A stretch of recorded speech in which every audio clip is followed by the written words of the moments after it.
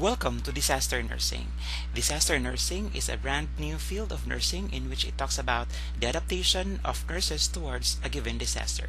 My name is Joseph by an abang, master in nursing, and of course a registered nurse by profession. This will be our topic for today, and I hope that this is going to be a meaningful experience to the both of us. But before that, it's very important for us to remember to have our learning outcome. At the end of the session, the learners will be able to utilize the nursing process in the management of patients affected by a disaster. Okay, so let's talk about disaster now. When you talk about disaster, there are certain types of disaster. From that, of course, it's very important for us to determine what is the picture giving us the type of disaster. What about the picture, the first picture? What is the type of disaster? Correct. That's gonna be your natural disaster because, of course, volcanic eruption is gonna be an example of a natural disaster. It's because of that's an act of nature. What about number two? Picture number two is a man-made disaster, or that's gonna be a human-generated disaster. So that's the second type of disaster. The third one is the subcategory of your man-made disaster, and that's going to be your complex emergencies. When you talk about complex emergencies, it means that involves an effect towards general population. Of course, there is going to be great danger to mankind, and the most common example of that one is going to be talking about war or other political conflict. What about number four?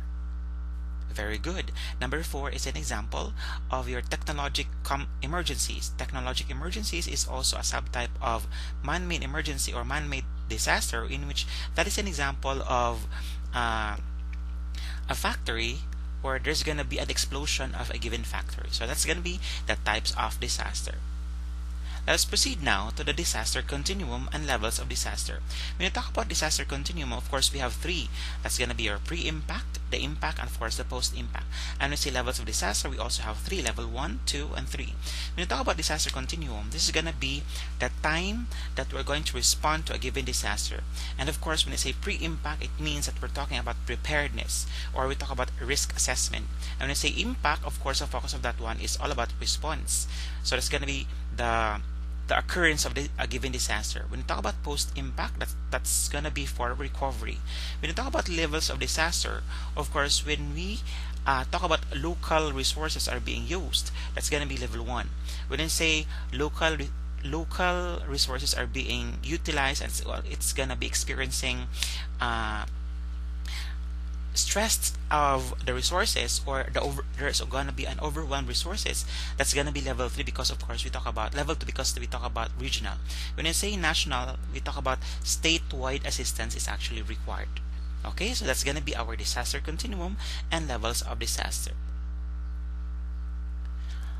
Let's talk about now disaster nursing, levels of prevention. Of course, we have three levels of prevention. We have primary prevention, secondary prevention, and tertiary prevention. When you talk about primary prevention, the focus of that one is all about risk assessment and being prepared, or we have preparedness on it.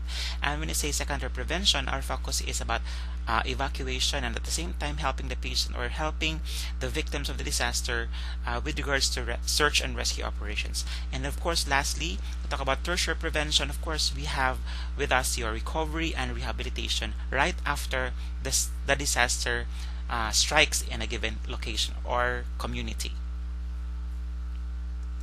Are there any intellectual inquiries that needs to be clarified? Yours truly is now ready to answer all inquiries as much as I can.